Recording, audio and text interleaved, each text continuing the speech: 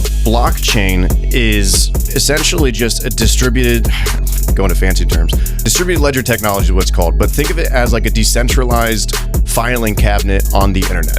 When the internet was created, there was no native way to store data on the internet, right? So what happened? Companies like Google, Facebook, Amazon, they created digital filing cabinets and said, hey, you can store your data with us. Capitalism. But now we own it.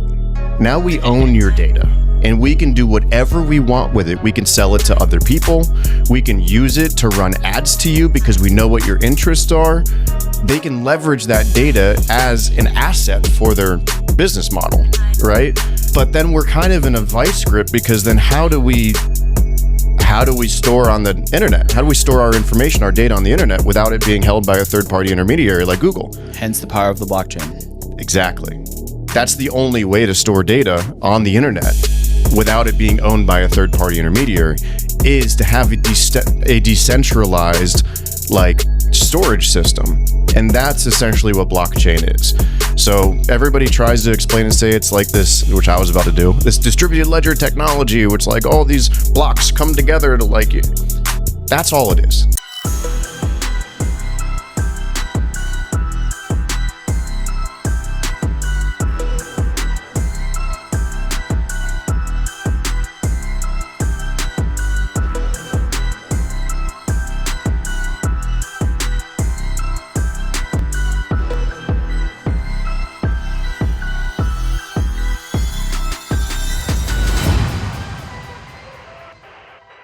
All right, welcome to another episode of Prosper Pod. Today we got Ryan Horst with me, and Ryan he's a co-founder and the CEO of Altcoin Pro, a global crypto educational and research community that's helped hundreds of people get past the hype and actually understand what real investing is about. He's also the CEO, co-founder of Tampa Entrepreneurs, the largest networking community here in Tampa.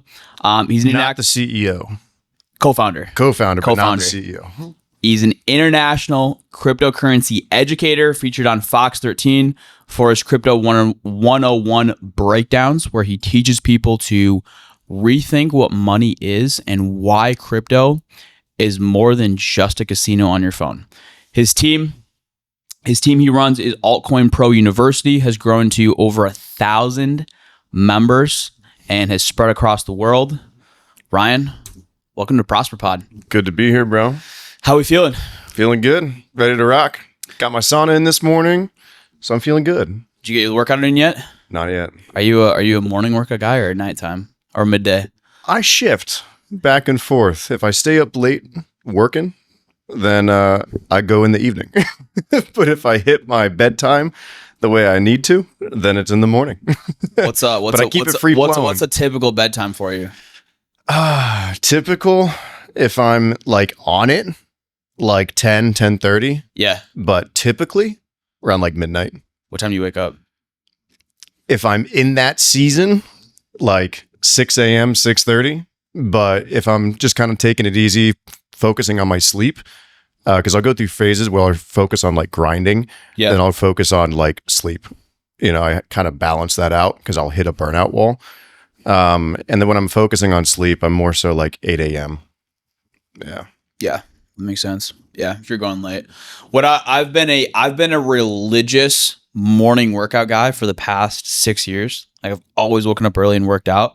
Recently, I showed to Coach Danny. Coach Danny's like, dude, you gotta get midday or evening lifts. You gotta have at least 2 meals in you. Get a better lift. When the pumps, I get a much better lift. It's not in the morning, it's good for efficiency. But if you're going for a juicy pump, and to make sure you get it in. And getting it fed. Because when you get dialed and you're working hard, you're like, man, I don't want to stop and go to the gym.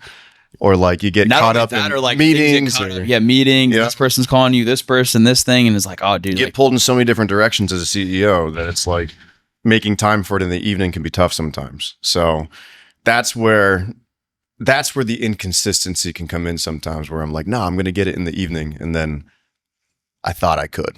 So that's typically in the week I'll do it in the mornings, and then I'll do it midday in the weekends. Saturday, Sunday will be midday. It's typically what I do. But Ryan, let's dive into it. Cool. So, bro, you have a big crypto investing community. When did you start investing in crypto? I got into crypto in 2017. Got in right when we had the first altcoin bull run in history, and quickly. That was the height of it. I remember that. Yeah, dude, that was like no other. Everything was popping off. You felt like a champion, no matter what you bought. It was easy.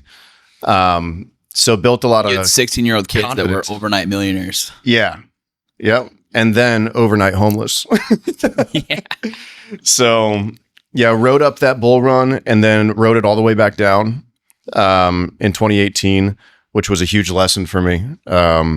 It How much money did you lose? built the foundation. I was poor. I was like fresh out of college. I put like $1,000 in 2017, turned it into $10,000, and then turned it right into $990. Let's go. But yeah, went through that whole up and down. But during that journey, I learned that this wasn't just a blip on the radar, right? This was something that was here to stay, because I did research into it, because as my investments were going up so fast, I was like, okay, well, I got to look into this a little bit more. And when I dug deeper into it, I realized that this is the solution to the problem that the current monetary system has created. And because if you really think about it, you can ask anybody in the world and everybody will say that we don't have the perfect monetary system, right? Inflation's going crazy. You've got countries like Turkey that have inflation at like, you think inflation in the US is bad. Go to like any other country. It's awful. Mm-hmm. And if there is that problem, then you have to ask yourself what current solution is being created to solve that problem. And there isn't one. Insert crypto. Okay, there's something being created. Supply. Yeah, with the U.S. dollar or any fiat government currency. More of it. Mm-hmm. Yeah, with the inflation with Turkey is insane. Yeah. And look at Germany. Look at Germany after World War II. Yep. There was people rolling wheelbarrows of cash around, where they would get done. They'd get a paycheck for the past 2 weeks, and it'd be half of what it was 2 weeks ago. Yep. And it just doesn't make sense because they just print more and more and more and more and more money. So there has to be a solution. Yep. You know, so that's when I got into crypto. But then when I got into coaching crypto was in 2021. So basically from 2017, 2018 to 2021, there was like a deep and depressing bear market for the crypto world. I took that time to dive deeper and actually learn crypto and understand it. Along with my partner Yoni, who is like a crypto quant. Like the dude's a genius. So he's like my main like business partner for like the research and client fulfillment side of things in Altcoin Pro, previously Big Crypto. And so 2021 came around, and I had spent that 4-year stint, 2017 to 2021, really learning crypto and getting into the weeds of it and not shying away from it like everybody else did. And while I did that, I was also focused on entrepreneurial ventures. I started like 3 or 4 different ones, and also worked underneath a guy named Tanner Chittister in like 2020 to 2021, and learned a lot about business through that. I left in 2022 to go full-time in my company. And so I just focus on learning entrepreneurship and learning crypto. And then Yoni focused on learning crypto. And then we came together to be able to help people maximize their opportunity in crypto while minimizing their downside. What would you say to the person where there's the average investor where they're like, all right, I know what Bitcoin is. Bitcoin makes sense. It's digital gold. But if you had to simplify it down, crypto 101 for dummies, you're like, all right, what is Ethereum? What is Cardano? What is Solana, Polkadot, and all these other altcoins? What do they do? Yes. So why should I invest in them or not invest in them? So there's really a 2-layered question there. So the first layer is, what is cryptocurrency? Yes. Right? Because I can't just answer what is all of these altcoins in one broad stroke. It's not possible because they all serve different use cases. But if I were to answer the first question, which is what is a cryptocurrency, I would say that it's a blank slate currency that anybody can add value to, right? So Imagine if any business had the ability to create a currency and add whatever value they want into that currency. That's or whatever use case within their business model that they want for that currency. So that's ultimately what a cryptocurrency is, which is really broad. And that's the beauty of it, is that it can be used to solve so many different problems that the world hasn't even realized has become a problem yet. Right. So 99% of the world doesn't even know about the problems that crypto solves, which is one of the reasons that adoption is taking so long to take place. Right. Now, if I were to take a step further then and go into what is like Solana, Ethereum, Polkadot, all of those that you mentioned are considered layer one blockchains. So Solana, Ethereum, Polkadot are layer one blockchains. What does that mean? Well, a blockchain is essentially just a distributed, going to fancy terms, distributed ledger technology is what it's called. But think of it as like a decentralized filing cabinet on the internet. When the internet was created, there was no native way to store data on the internet, right? So what happened? Companies like Google, Facebook, Amazon, they created digital filing cabinets and said, hey, you can store your data with us. Capitalism. But now we own it. Now we own your data and we can do whatever we want with it. We can sell it to other people. We can use it to run ads to you because we know what your interests are. They can leverage that data as an asset for their business model, right? But then we're kind of in a vice grip because then how do we store on the internet? How do we store our information, our data on the internet without it being held by a third-party intermediary like Google? Hence the power of the blockchain. Exactly. That's the only way to store data on the internet without it being owned by a third-party intermediary is to have a decentralized like storage system. And that's essentially what blockchain is. So everybody tries to explain and say it's like this, which I was about to do, this distributed ledger technology, which like all these blocks come together to like, that's all it is. It's a decentralized way to store data on the internet. Now to take it a step further. And also communicate with each other and be, because the power of the blockchain, like I believe everything will be on the blockchain eventually, because like you said, it's a decentralized platform, but it's also the internet. You have to have some sort of regulator. You have to have some third party moving the pieces and regulating, and you have to have checks and balances and various things, which before was companies because they didn't have the technology, hence the blockchain now. Mm-hmm. Yep. So, yeah, I mean, with the layer one blockchains, another thing that you can do, because there's multiple different kinds of blockchains that are out there.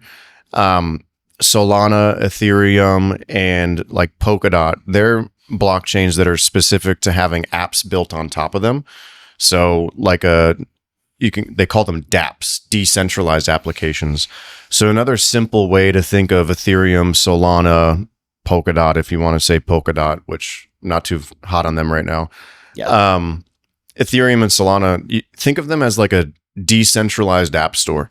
So like developers can build their applications on top of Ethereum and Solana, just like how developers can build applications on top of the iOS App Store or like the Android Play Store or whatever like that. So you have this entire decentralized app marketplace, if you will, inside of the DeFi, Web3, crypto world that people don't even know really exists. Correct me if I'm wrong, but the way I view it and the way I've viewed it in my mind, I've never said this out loud, but I see it.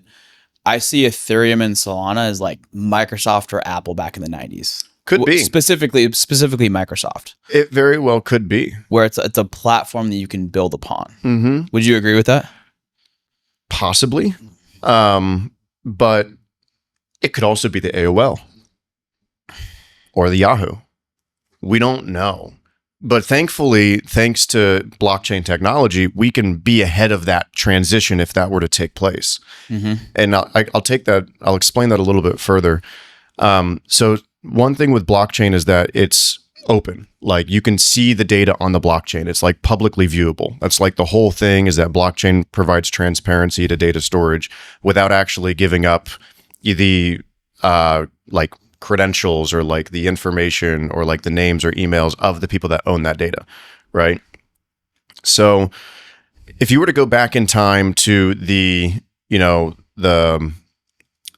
the online boom. What do they call that again? The .com bubble. Yeah, the .com boom. Yeah.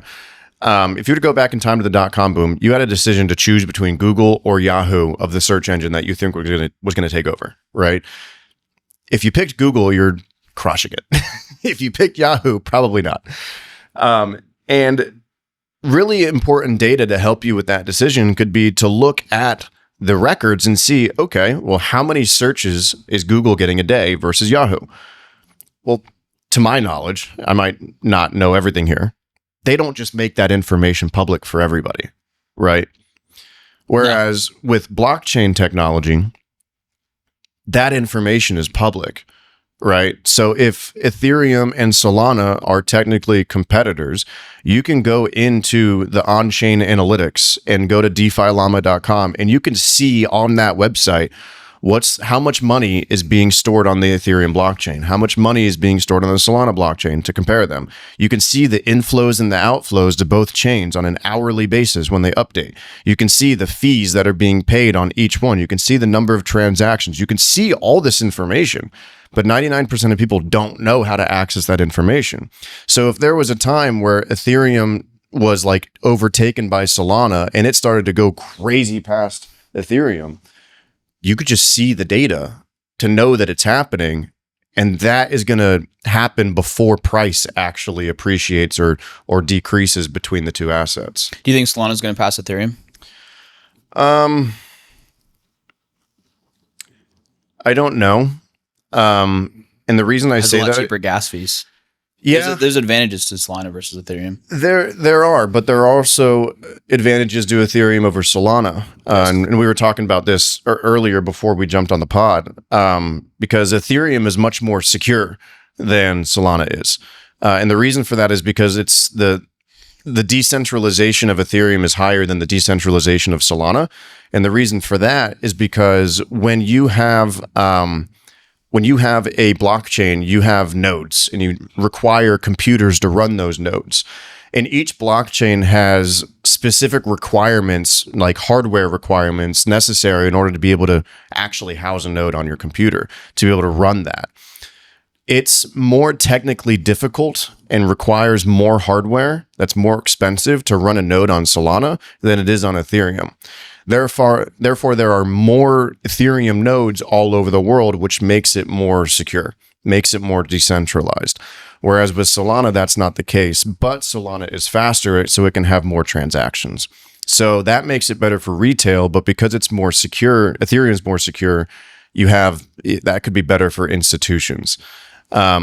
So because they're targeting almost different demographics, I don't know quite yet if Solana will overtake Ethereum, because Ethereum's also working on updates to supercharge the speed at which they have, their transactions that go through. Ethereum 2.0. Yeah, so it's like the blockchain trilemma, right? So I teach this in my course. So every single blockchain has to solve for three different problems. There's scalability, which is one of the sides of the triangle. There's decentralization, and then there's security, right? So the big thing is that they say that you can have two, but not all three. So then every blockchain that's out there has two of them, and they're striving for the third one. So Ethereum is decentralized and secure, but it's not the most fast. Like, it's kind of slower. Solana is decentralized, and it is super fast, but it's not the most secure. Right. So XRP is secure and fast, but it's not decentralized. Correct? That's true as well. Yep. Yeah.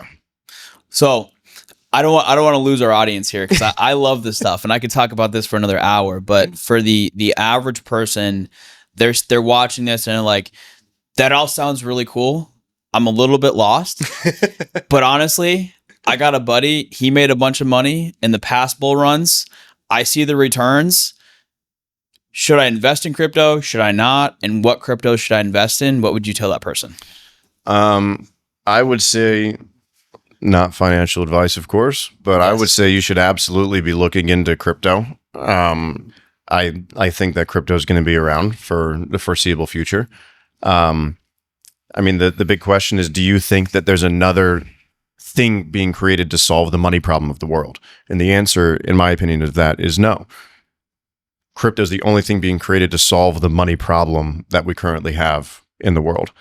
And the U.S. government is leveraging crypto to try to chunk away at the debt that the U.S. government has, which that's a whole other conversation to jump into.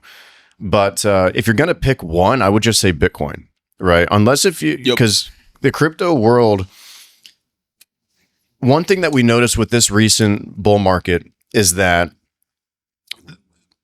the limitation to creating a cryptocurrency has dropped so fast that like anybody can create a cryptocurrency in 3 minutes. Whereas the stock world, you got to go through all these systems, all these processes to end up getting your stock launched on the stock exchange. Oh, you got to go public. Yeah, it's this whole thing. The amount of documents you got to go through, it takes several months, maybe even years. I've never done the process, but it takes a long time. So, but what that does is, since the limitation to how difficult it is to create a cryptocurrency is so low, it's created this fragmentation of altcoins in the crypto market. So there's so many altcoins now that if you have all these altcoins that have $50,000 here in it, $100,000 here in it, $1 million here in it, $50 million here in it, it fragments all the money that is in the crypto markets and spreads it out between all these other coins. And then there's less liquidity or available money that can flow into the bigger coins. So that makes it so that it's not quite as easy to pick the altcoins that are going to run anymore, because there's less liquidity. While there is more liquidity in the market, there's less liquidity going to the major coins, right? It's this like interesting dilemma that I don't think we've ever seen in the financial world. And again, I'm not that old, so maybe we have. I just am not aware of it. Mm-hmm. But if you're going to pick one, I would just say Bitcoin, unless you're really going to dive in and learn everything, which the big gains are going to be in the altcoins, but you can't just throw money into any altcoin anymore and get lucky. You might be sitting on that coin for a year, before 2 years, 3 years before it does anything. So I want to pause there. All right. So Bitcoin, why should people invest in Bitcoin? Because it is the most decentralized form of money we have ever seen in our lifetime. And we've only seen problems with centralized forms of money. And to go a layer deeper of I'll do the whole social proof thing, BlackRock, which is the largest fund in the entire world, I think they've got 11 or 12 trillion dollars in assets under management, maybe more than that now. They just bought 1% of all Bitcoin supply. BlackRock runs the entire world. BlackRock controls the world. They control the world. They own everything. Large shares of Google, Microsoft, Apple, Amazon. Think of the company that touches your day-to-day life. They own at least 2 to 3% of it. Michael Saylor put his entire company's balance sheet into Bitcoin. Exactly. So and I want to focus on that BlackRock thing for a second. If the company that controls the whole world, allegedly, bought 1% of Bitcoin supply, don't you think they're going to do something to push that price? Maybe. And now you also have Bank of America just came out today and said that they suggest to their clients to put between 1 to 4% of their investment portfolio into crypto. Which is Fidelity wild. is also saying put 1 to 'cause 5% into crypto. Bank of America 10 years ago was saying Bitcoin is a Ponzi scheme. All of these banks are transitioning now. Yep. They've known that this was happening. They were just trying to delay it. And they could only delay it for so long because it was inevitable. Because crypto is their competitor. Because in today's world, not really today anymore, but backtrack 10 years ago, I guess 5 years ago, the only way, I guess even today still, the only way to buy something on Amazon is to take your physical dollars and give it to a bank. Well, if the only way for us to buy things online is to give our money to a bank so that the bank can do whatever they want with it, why would they want crypto to be successful? Because now I can buy things online without them. My reliance on them is just cut. So they lose all leverage if we start to move towards a cryptocurrency-based world. So it's not in the bank's interest for us to like actually have crypto become a normal part of society. So they've been pushing it away for years until it reached a point of critical mass to where it was too late. And we're there. And you see them shifting tones now because they're like, all right, well, crypto won. I guess how can we make money from it? That's where we're at. And to put it simply, it's in terms of security and growth, it's the best asset to invest in. That's why I've been buying it for many years and just simply dollar cost averaging. I was buying Ethereum before I was buying Bitcoin. I was buying Ethereum back when it was 120, 130 bucks an ETH. Yeah. That's another story. But in regards to Bitcoin, think about, okay, well, hypothetically, I have $100,000 to invest in. Okay, cool. What am I going to go buy?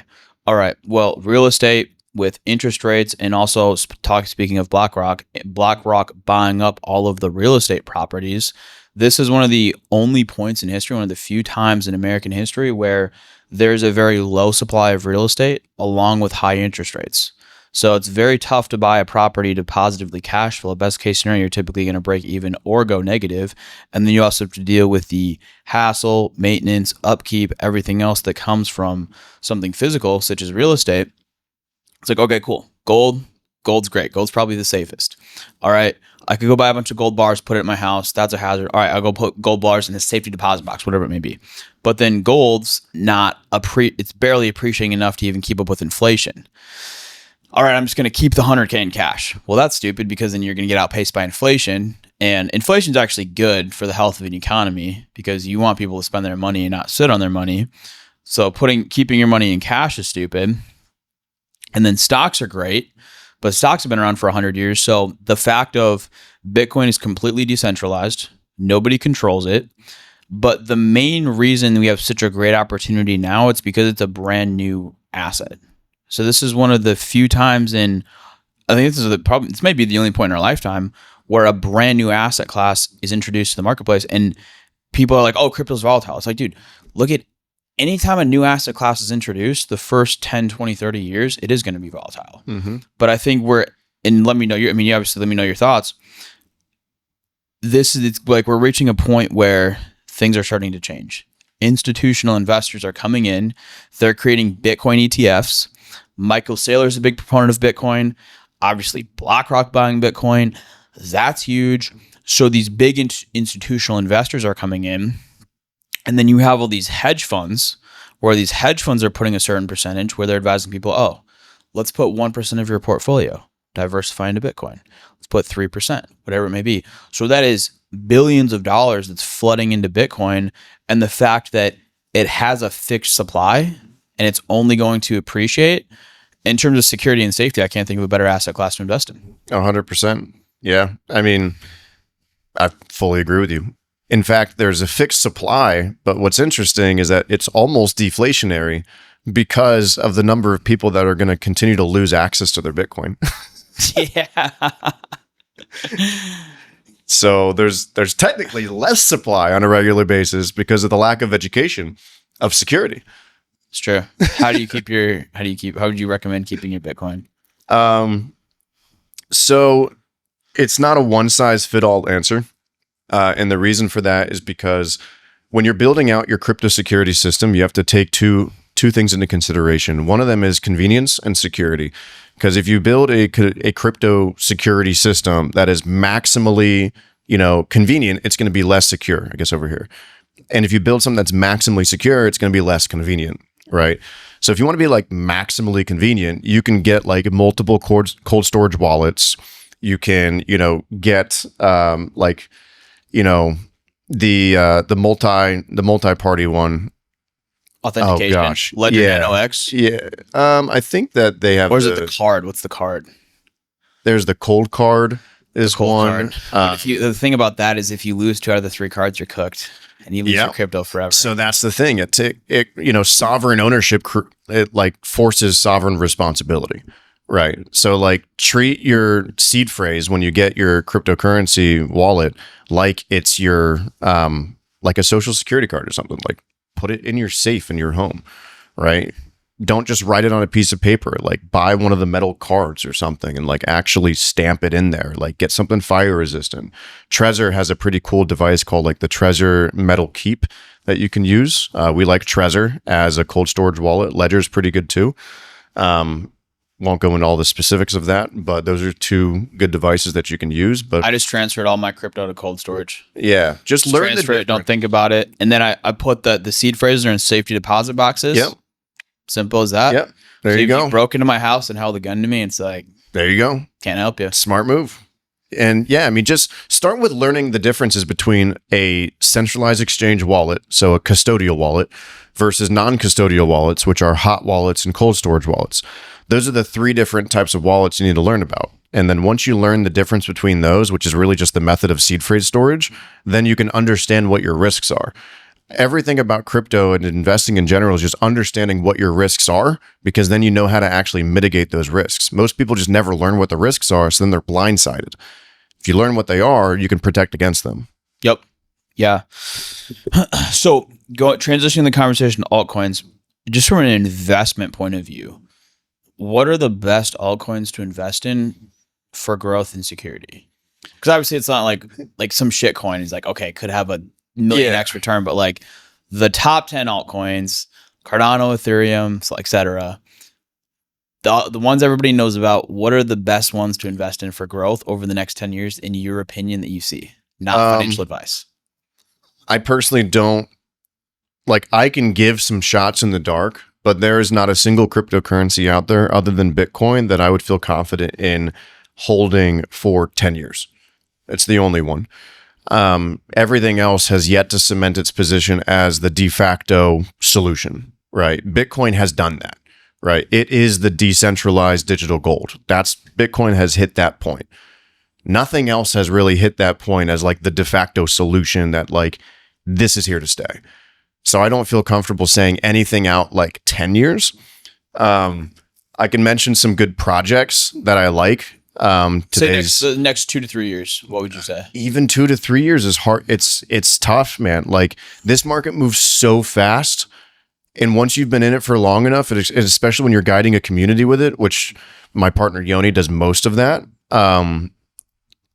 I've kind of removed myself from the research side of things as much as possible because I had to scale the company. Yeah.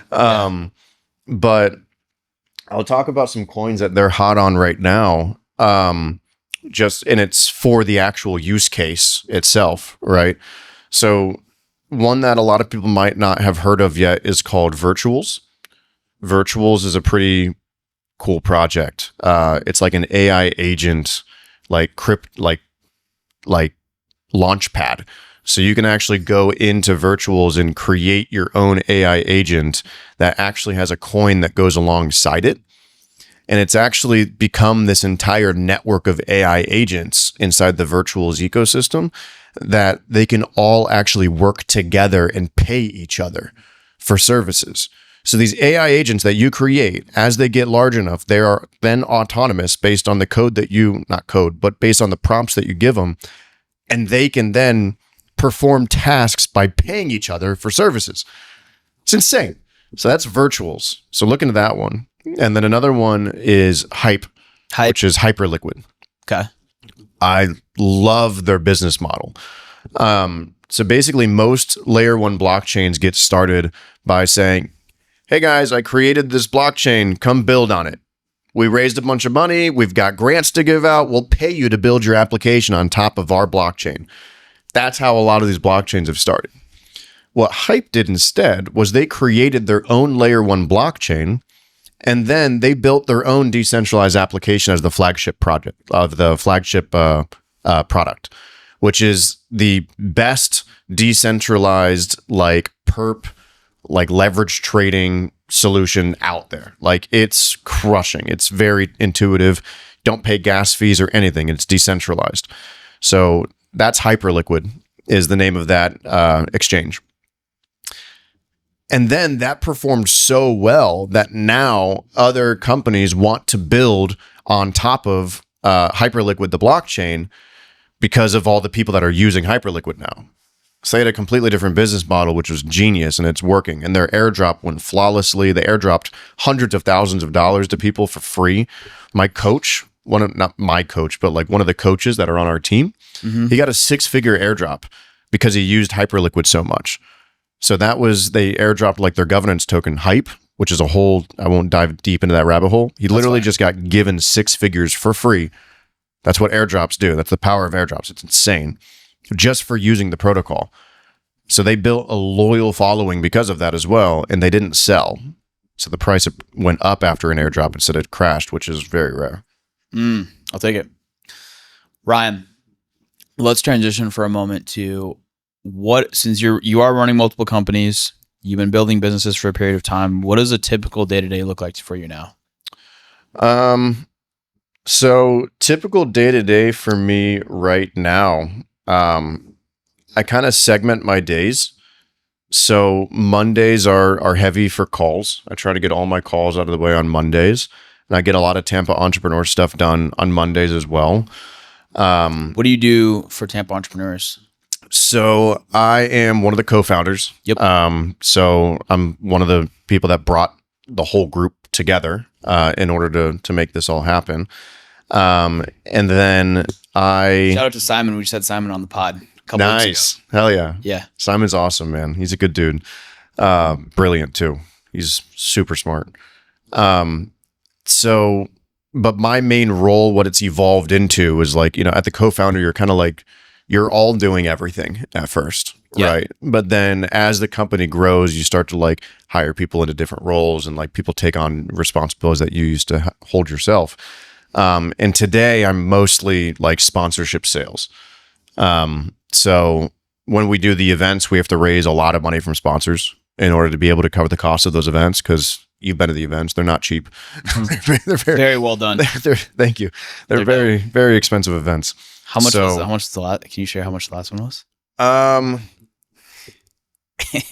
I'm not going to. Not going to share that, just because there's multiple of us on the team, and we haven't had a discussion around making that public.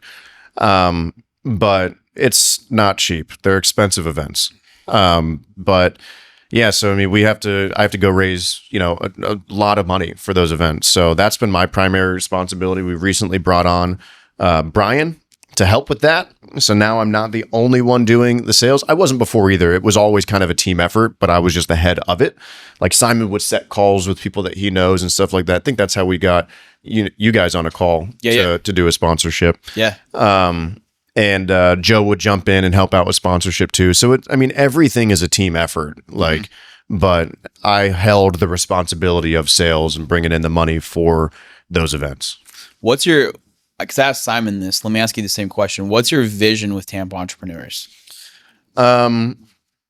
So my vision is that we begin to, and we're already starting to do this, transition into becoming a hub where entrepreneurs can get the educational level support and mentorship that they need. And that's why we transitioned over to having TE Talks events. Just notice that more tactical. Yeah. It's like at first I just wanted a big community of entrepreneurs that would all meet up 3 times a year.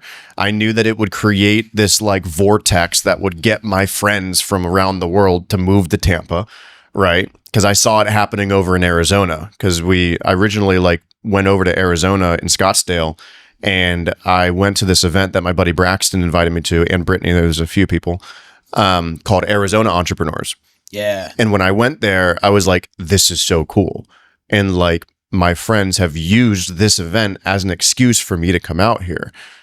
Tampa doesn't really have a lot of excuses for people to come out here, like Miami. We got Art Basel coming up. If you live in Miami, your friends are visiting you constantly just to do it, right? Mm-hmm. Because they've got other events going on. Tampa doesn't have that as much. So part of me wanted to create TE so that we can have that event, that thing that happens that gets my friends to come down. And also it would allow me to meet other entrepreneurs that are in the Tampa area and just kind of build that community, because I felt like it was missing. And I really liked that they had it over in Scottsdale. So it started with that being the intention. And then the transition slowly started to transition because I noticed, okay, well, like, I feel like I could help so many of these entrepreneurs because I run a 7-figure company now. Like I've gone through the trials and tribulations. I've worked hard to be able to have the knowledge to be able to start and scale companies and do well. So now that we've built the community, our intention is to really empower the community. So we're starting that slowly by doing the TE Talks events. We had our first one in September. It absolutely crushed. The feedback on it was insane. Let's go. People coming up to us like, I had no idea you guys had that much knowledge. We thought you guys were just hosting events. Didn't know you guys were full-fledged business owners like this. We're like, well, it kind of takes that to start an event company like this. Yeah. Yeah. Got a little bit of business acumen. Yeah. So you know what we're talking about. Yeah. So, so like doing that event and speaking on stage there and helping everybody there and have people come up to me and talk about how much I helped them. I had one person actually reach out to me individually and try to get business coaching from me, which, I'm coaching her right now. Even though I didn't even say I had that as an offer, but it was rewarding. It was a much more fulfilling experience to be able to give in that way, as opposed to just creating the space for entrepreneurs to come together. So all of us on the team after that event were like, that was awesome. We loved that. Like it felt like we were able to give so much more. So it felt more fulfilling. So that's the vision that I have, is that now that we built a community, it's like, how do we empower the community as much as possible? You guys should do one on sales. We are. Dude, I would love to speak at that. We can talk. Let's talk. I can talk about that. I could talk about sales all day long. Me too. Sales is I know we were talking about skills earlier. I didn't mention it, but like sales is like, that's like sales and leadership are probably my two like top skills. Yes. What would you say? So, because we have a lot of people watching this that want to be in some sort of leadership position, build a business. What is leadership? All leadership is simply influence. Nothing more, nothing less. Yep. John Maxwell. So what are some leadership tips you would give to the average person watching this right now that have served you well in the businesses that you've built? Start with learning sales. Yes. Learning sales will be your entrance to leadership. And I'm going to break that down as well for you guys, because like everybody says learn sales, but nobody really breaks down why you should learn sales. And what we didn't talk about is that like in 2021 or 2022, my crypto company tanked. Like we went from 50K months to like $3,000 months. It was bad because of the bear market that took place. Mm-hmm. So I had to go get another job while I'm running my company. So I got a sales job, and then I ended up like not even doing sales anymore. I ended up just coaching sales and coaching the sales team of that, company and their clients, because it was a sales coaching company. How'd you feel at that time when your company tanked? Depends on the timeline. While it was happening, felt fine because I'm a delusional optimist and I refuse to believe that it was. Was trying everything to make it work. But then once it like hit and like I hit the point where it was like, I was like, okay, organic content's not working anymore. Nobody cares about crypto. No more leads are coming in. Like all the outreach we were doing that was working before is just now having people tell me that I'm a scammer. I can't run Facebook ads because Facebook keeps shutting me down. I felt like I hit a wall, and I was like, I didn't see like how I could get past that. So honestly, it was really hard.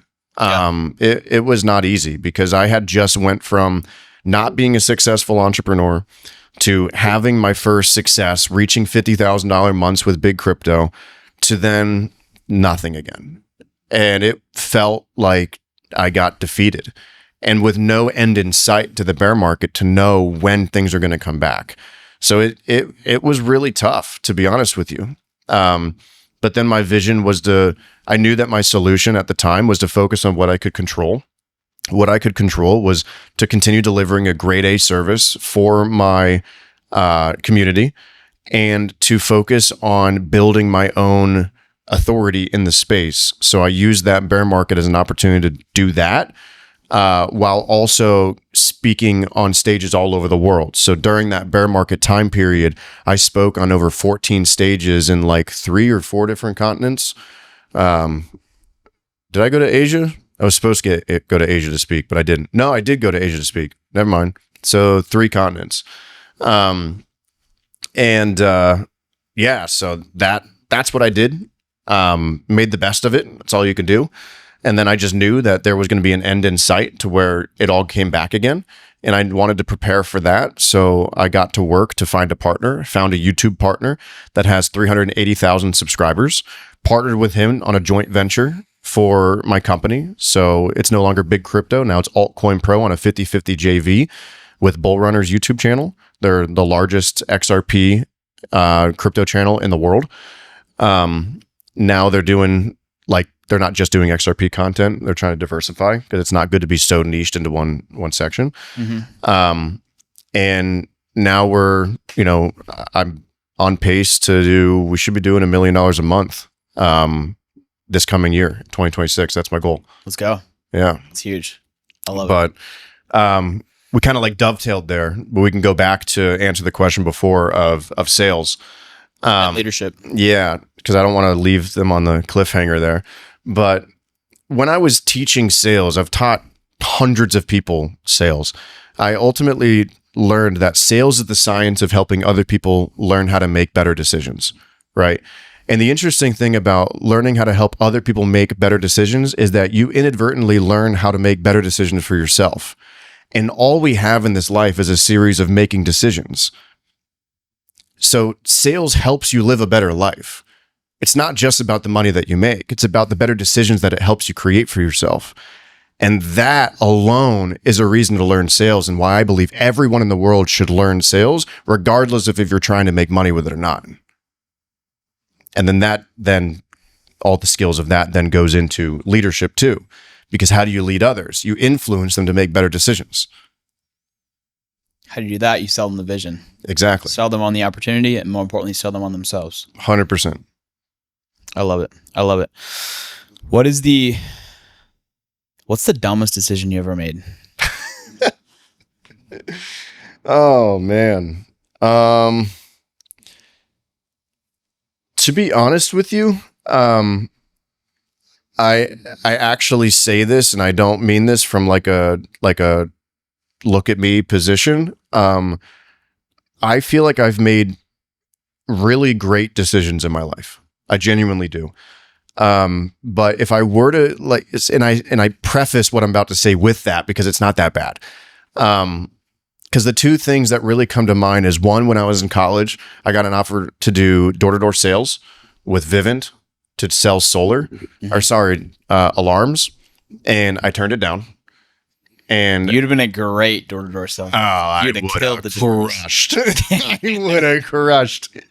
Absolutely. And then you'd have been recruited. I love your cat. And then you'd have been recruited into life insurance. Yeah. So but that's the thing.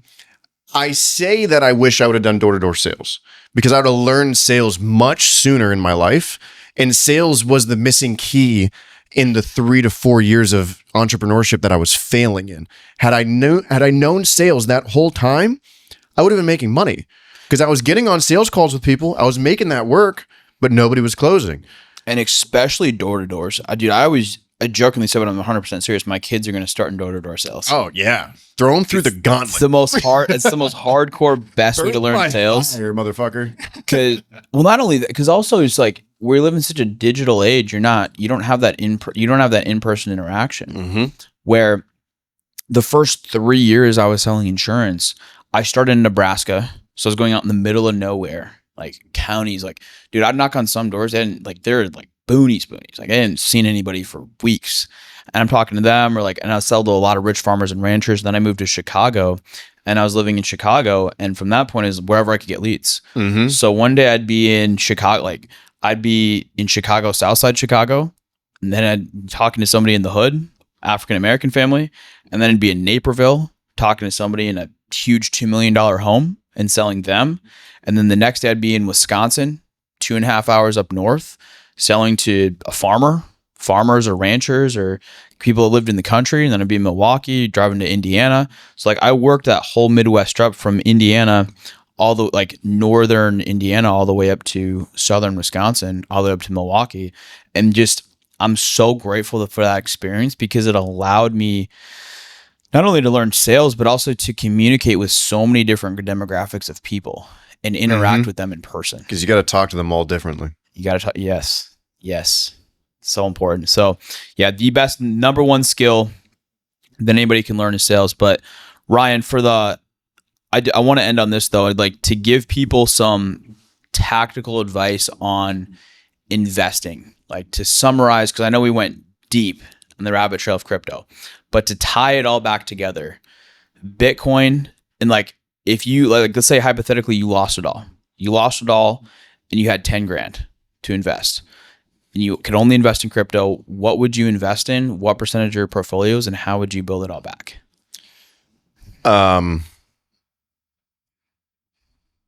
So it's a tough question to answer because I would need to know like time horizon. Like there's a lot of, well, like what am I trying to do? What's my goal with that 10K? What am I trying to do with it?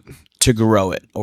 Over the next 10 years. Over the next 10 years into a certain like amount, or as much as you can. As much as I can.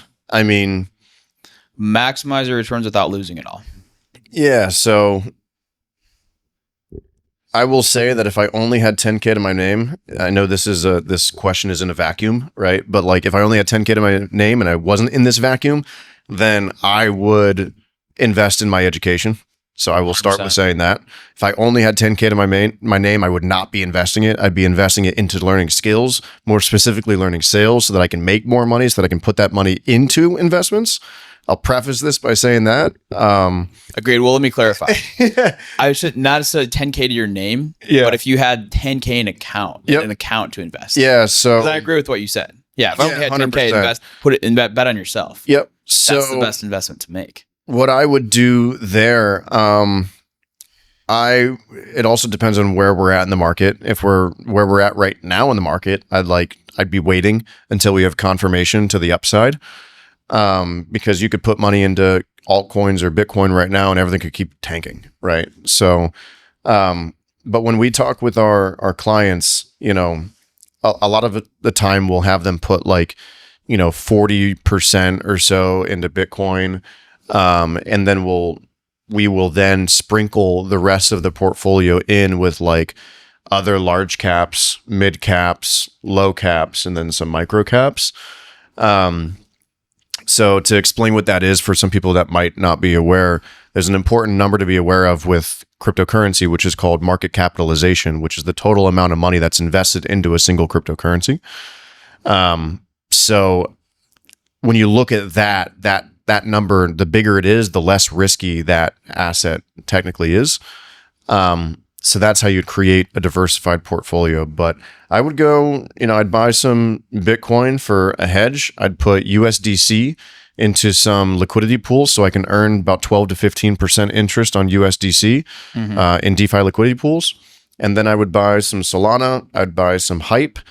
And then I might buy Facey, FACY, and Virtuals.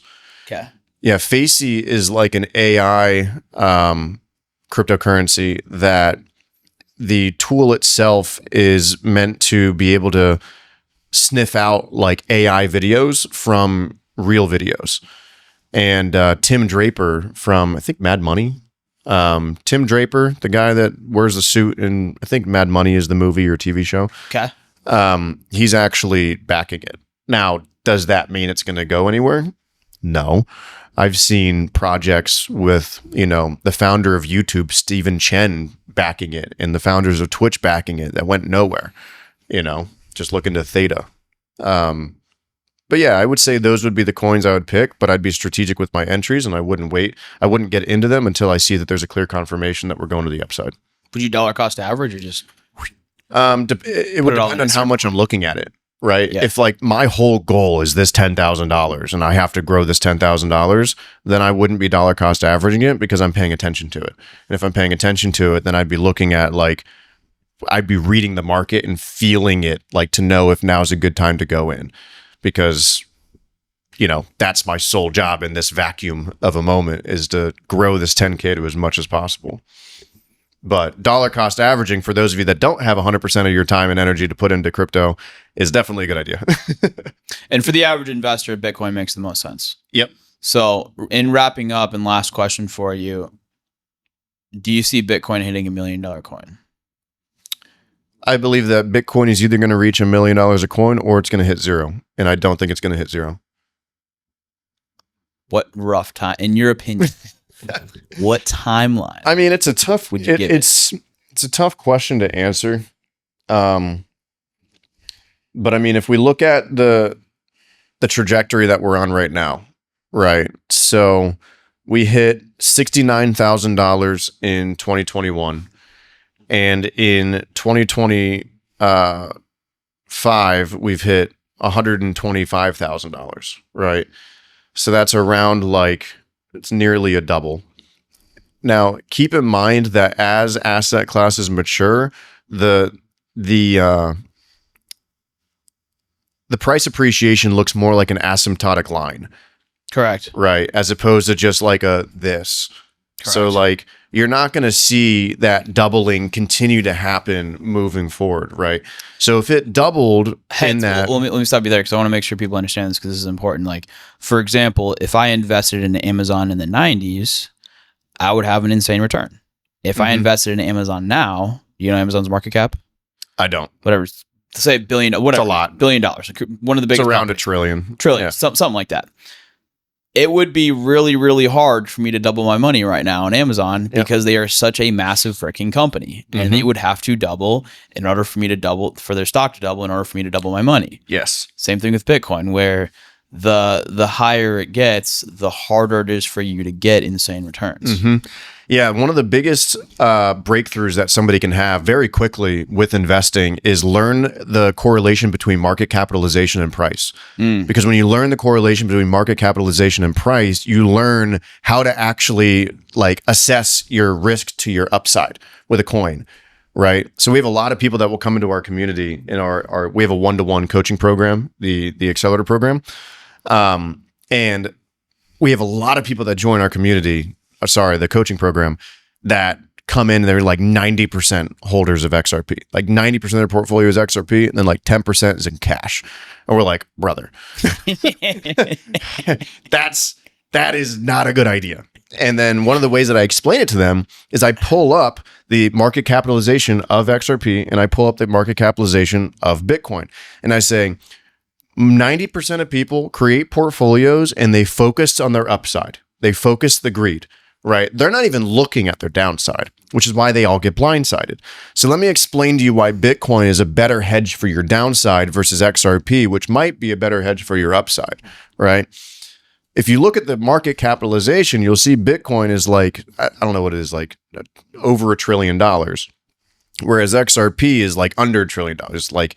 It's actually significantly less than that. So for easy numbers, let's say it's, $300 billion. XRP would have to lose $150 billion in market cap in order to 50% in price. Bitcoin would have to lose 500 billion or 2 trillion, whatever the market cap is of Bitcoin right now. It'd have to cut that in half in order for it to drop 50% price. Which one's harder to do? And they all say XRP. I'm like, exactly. Which is, I like what you said. So to put it in simplified terms, is there an equation from market cap to risk? A math equation? There's an equation for market cap to price. Yeah. So it is the market cap is the price times the circulating supply, I believe. Okay. Yeah. Circulating. Yeah. ChatGPT to fact check it after. Price. Yeah. We could do that. Yeah. It's something to do with the supply. I'm 99% sure it's circulating supply times the price, which gives you the market capitalization. Got it.